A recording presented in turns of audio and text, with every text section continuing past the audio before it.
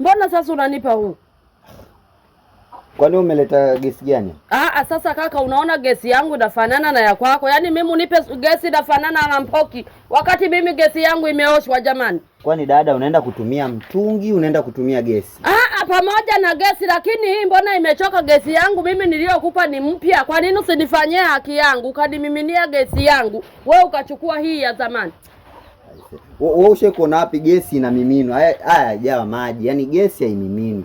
Tunabadilisha. Sasa mtungi ni mchafu, gesi haimiminu, wewe ndio uliingiza huko kwenye mtungi.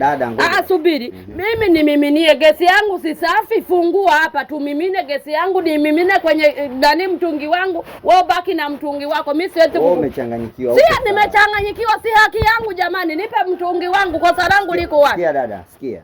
Umekuja kubadilisha njoo kistaarabu kwenye biashara za watu, sawa?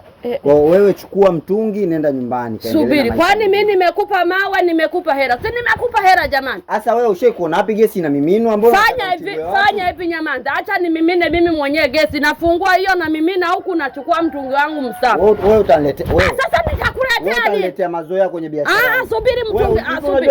Utasababisha nini hapa? Kaka, na mimina mwenyewe, kwani kosa liko wapi? Hivi unajua unasababisha nini hapa ukimimina? Hii ushaikuona wapi gesi inamiminwa? Gesi, subiri, wewe ndio uliingiza kwenye gesi. Hiyo gesi umeingiza wewe kwenye mtungi. Mirija ya kuimiminia? Mirija tunanywea juisi. Kwani wanamiminia gesi au zinanywewa juisi?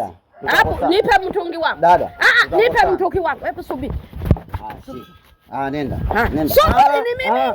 Subiri ni mimine, kwani kosa liko? Naomba hela yangu. Shika. Naomba hela yangu. Pumbavu wewe. Yaani mimi nichukua sura kama Mpoki alafu nikuachie mtungi wako. Nenda bana. Komwe lile.